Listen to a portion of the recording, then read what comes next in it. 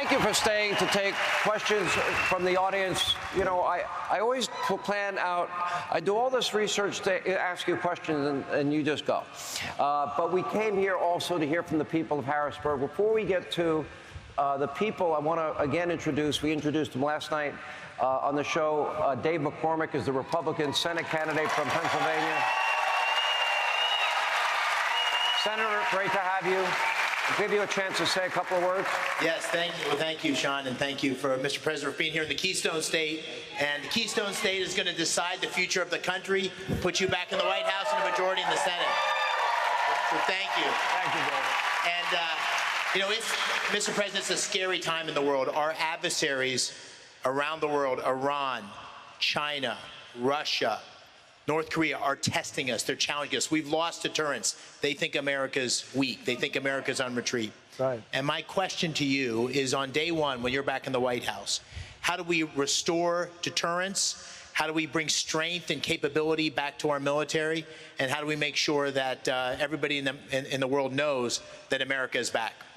So thank you, David, and good luck with the race. It's really important that you win. I hope you're going to vote. He's a great gentleman and he's a great warrior.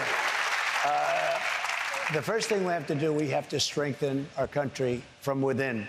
And we have a lot of bad people from within, but we have to straighten it. We have to, number one, have a border like we had it 4 years ago, which was strong, where the wrong people didn't get in. We have to have that. The other thing, we want to become, again, energy independent. We were energy independent 4 years ago. And what we really want is energy dominance. And then, as you know, I rebuilt the entire military, and we had it like nobody has ever had it before. And then this guy gave away $85 billion worth of equipment to Afghanistan in the most embarrassing moment in the history of our country. But we have a lot more than that. We rebuilt the military. We want to be strong, but we want to do it peace through strength. That's what we want. Peace through strength. We shouldn't have to use our military. But we're going to have the greatest military in the world. Thank you, David. All right, ma'am, hi, what's your name? My name is Deborah Williams. Hi, Deborah, how are you? I'm good now. Hi, Deborah. Oh, because of me or because of the president? I'm just guessing. No, I'm kidding. I plead the fifth. Good answer. Mr. President, I want to thank you for coming and sharing your time with us today. Thank you, Deborah. What could you share that you've learned during the first time being in the Oval Office for those who are hesitant to vote for you now? So we need a strong president. And, you know, I actually think we had a very stable administration. But we were hit with this weaponization. We were hit to weaponize. They've never done this before. The weaponization, all of the different Russia hoax, all of the different hoaxes, and we won every single one of them. The most important thing, and I found it, and you could say this is true in business also, we have to get the right people. When I first went there, 2016, I had a lot of good people, I had a lot of good advice, but I put people in that in some cases were not what I really wanted, because I didn't know much about Washington. I was there 17 times in my whole life, and I wasn't in D.C. very much. But I got to know them, and I got to know them the hard way. And I know the good ones, the bad ones, the weak ones, the smart ones, the dumb ones. I know them all now. And the key, and we had great ones. I mean, economic development, we did so well. The military, we did fantastically well. We knocked out ISIS, 100% of the ISIS caliphate. We have some great people in the military, not the ones that you see on television, but great people. But a big key to running it is get the right people. You put the right person and the right group of people at the heads of these massive agencies, you're going to have tremendous success. And I know now the people, and I know them better than anybody would know them. So thank you very much. Thank you, Deborah. Ma'am, hi. Ma'am, what's your name? Sue Helm. Hey, and I'd Sue. like to welcome you to Harrisburg, Pennsylvania. Thank you. We love you both. So That's wonderful. Thank you. I'm a small business owner. I'm the owner of Century 21 at the Helm Real Estate. Good. The 4 years of your presidency, Mr. Trump, were the best economically I have experienced in the 35 years I own this business. And my question is, what are your plans and policies to restore the economy so small business owners can thrive and make America great once again? Good. Thank you. Good. You know, we had a woman who was very spectacular, Linda McMahon, and she ran the Small Business Administration, did a phenomenal job. And that's a very important group for what we're talking about with small business. But to put it a little simpler, we're going to have low interest rates. We're going to have low taxes. We're going to give you tremendous incentive to grow and to build your business. And, you know, a lot of people have said that. They said, one person who didn't support me, he said, I must admit, I had the most successful 4 years of my life, but I'm going to vote for some. I said, and now that person came back to me. I don't want that person. I don't want that person. You know, they say you should take everybody, but that's not the way I'm built. It's one of those little problems. This person, no, this was in the Republican primary, said, I had the best 4 years I've ever had under Trump, but I'm going to support this one. I said, that's the end of that, you know, when they came back. But we're going to lower interest rates. We're going to have low taxes. We're going to have tremendous incentives for small business. You know, small business is much bigger than big business in this country when you add it all up. And we're going to take care of small business in this country. Thank you very much. Thank you, ma'am. Sir, what's your name? Travis Finkenbinder. I'm from Palmyra, Pennsylvania. I'd like to welcome you both here, and it's an honor to stand before you. Thank you, Travis. Mr. President, is it possible to correct the extensive damage the current administration has caused related to our safety and security? From the border crisis to the plethora of weapons left behind in Afghanistan, I fear for my 3 adolescent sons. At night, what do I tell Cale, Kate, and Cole about their safety and their future of this great nation? Well, the first thing you should do is pray.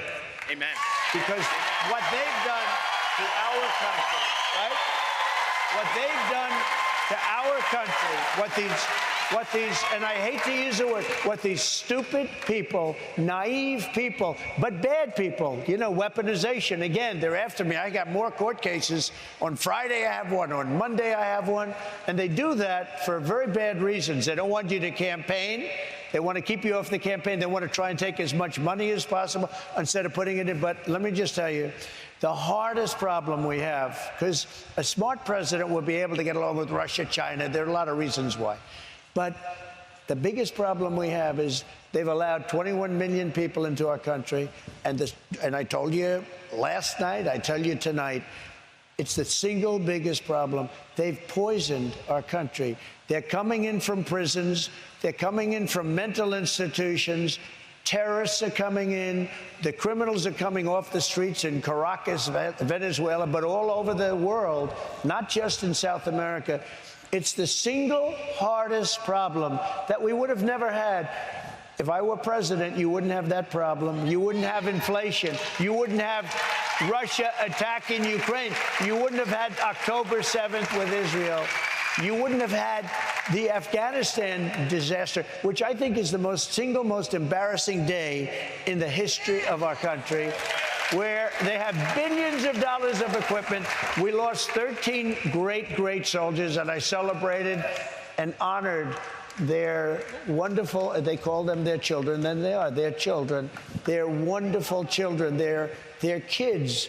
I went to Arlington Cemetery with them the other day, and at their request, and Sean knows this better than anybody, and it was very tough for me to get there, I will tell you. I don't want to say that, but it was very tough. I was in a different part of the world, frankly, and I got there, and we had a beautiful couple of hours together. First, we had a ceremony, and then we had we went down to the grave sites, and they said, sir, could we have a picture with my son? In one case, it was a daughter. Could we have a picture with my daughter? We took pictures. Stayed for a long time, and then I left, and that was it. I thought it was beautiful. And those people are phenomenal, what they've done. Joe Biden and Kamala killed those children because of their incompetence, just like they had a gun that killed them. And I went home, and I thought it was a beautiful thing. I told my wife, I told our great First Lady, who people love, they love her, but I said, it was so sad and yet so beautiful and joyful in a sense. I mean, the people, they had something that was very special. And I went there and, you know, I had them up to Bedminster. I got to know many of them, most of them. But I get home and I get a call from one of my people, sir, they're saying that you use this for public relations purposes. And you know what happened? It was so beautiful. Every one of those people made a video to say that Donald Trump came there. I got enough publicity. I don't need publicity. I'd like to get half the publicity. I'd be very happy. But they said that, and you saw the videos. The videos became very, very well known and famous, actually. Some beautiful statements. And I went there. I got nothing out of that except to take care of people that were not taken care of by our government. And Joe Biden and Kamala should call those people and apologize, because that was the most incompetent withdrawal in the history of our country. There's never been anything so. Think of it. We took the military out first. You're supposed to take the military out last. Once the military was gone, they had free shots at us. But we took the military out first, and then it began. We lost 13 soldiers. Many were horribly wounded, meaning no legs, no arms. The face was obliterated. Many, we don't even talk about those people, and we have to. We left Americans behind, and you cover that better than anybody. We left many Americans behind, and we left billions and billions of dollars of brand new military equipment behind, that now they are one of the largest sellers of military equipment in the world. Afghanistan, they're selling the equipment that we just walked away from. It was so incompetent, but to be with those people was a real honor, I have to tell you. And for them to go out of their way, and every one of them made a video, they said, sir, could you take a picture next to the grave of my son? I said, of course. Could you imagine if I said, no, I don't want to do it. I don't want to do it. But every one of those people appreciated it, and every one of them made a tape, and they sent it out, and it became very viral, as they say nowadays, and it was a great honor for me to be there. Thank you. And I should add, Kamala Harris and Joe Biden were both invited. And this was not, you knew these families. You had met with them at Bedminster. Yes, you were familiar with them. I knew them. And they invited you, you went, and they said, would you take a picture? And then you did, and then you were attacked by, and then the families were furious at Kamala about it. I think this is going to be the last question. What's your name, sir? Hi, Alistair Hackett from Spring Lake, New Jersey. Hey, Alex. Thank you, Mr. President. Thank you. I'm a recent college graduate and am concerned with the growing influence of wokeness in many of our top institutions. We saw General Milley take this to new heights under his leadership in the military. What is your plan to combat radical ideology in the military and in our corporations? Well, first of all, Milley,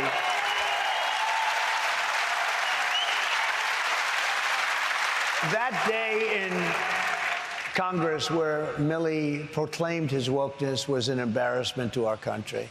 And remember this, we don't have a woke military. We have some guys at the top that talk it, but you couldn't convince them to be woke if you were screaming at them for 5 weeks. We took out 100% of the ISIS caliphate in 4 weeks. It was supposed to take 5 years. And and I got to meet the real generals, and they are unbelievable. Our military is unbelievable. Remember it. Unbelievable. There's no wokeness. There's no wokeness. And all we're going to do is you go out, you get your degree, you work hard, you're going to see a different country. We have to get elected. If we don't get elected, I don't know what's going to happen to our country. I just don't know. They're so bad. And normally I wouldn't say that. I'd say, well, they're working, they're a Democrat. These aren't Democrats. These are people long beyond Democrats. When I used to say to Sean on his show, I'd say, our country, Sean, will never be a socialist country. And it won't. It'll be a communist country. They skipped socialism.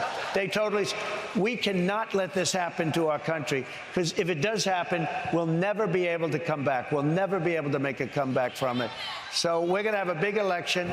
This is Pennsylvania, a very important, the Commonwealth. You never want to call it a state. The Commonwealth. If you ever call it a state, I've seen guys, I've seen their political career ruined by saying the state of Pennsylvania. No, you never want to call it a state. Now, I'll tell you how dishonest they are. They'll take that one little statement where I said the state of Pennsylvania, and they'll play it, the state of Pennsylvania. They'll cut it. Well, there's one other thing. Let me just, because they're fake. And one thing we should say, not him and not Fox, and we have a couple of others out there that are good, but the biggest, a great enemy to this country is the fake news media. It's a big, big enemy. And they have to change their ways. They have to change their ways. Before we let the president go, because this is airing part 2 on Thursday night, I want to ask you one final question. In 5 nights, you'll be on the stage, not with me, but with Kamala Harris. Now, if I'm going to make a prediction, I think she's going to try and annoy, agitate, irritate, frustrate, and piss you off, to use a phrase. And are you aware of how she debates, and probably every name in the book she can call you, and without giving away your tactic? Yeah, you don't want to do that, but you know, when I had Biden, you and I had the same discussion. Yeah. And I let him talk. I'm going to let her talk because, you know, you've all seen it. There are those that say that Biden is smarter than she is, okay?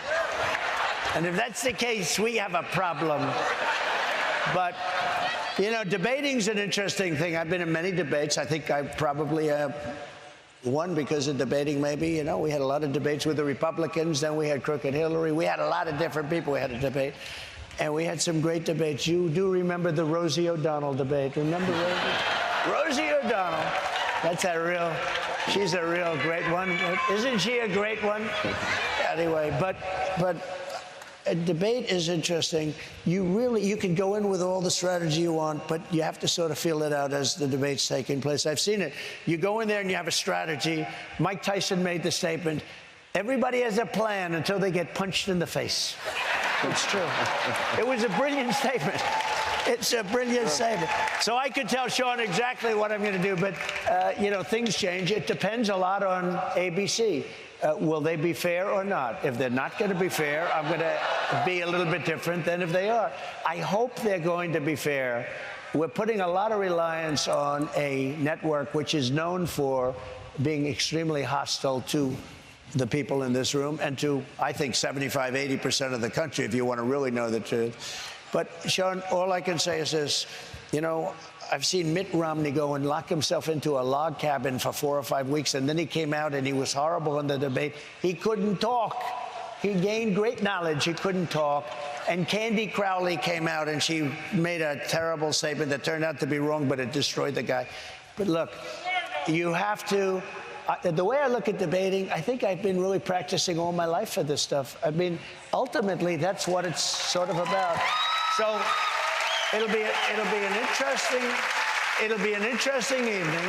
And the Biden debate was a very interesting evening. I was sort of surprised by it a little bit, by, you know, what he did and the way he reacted. And you don't know how somebody's going to react. Even a professional, you don't know how they're going to react.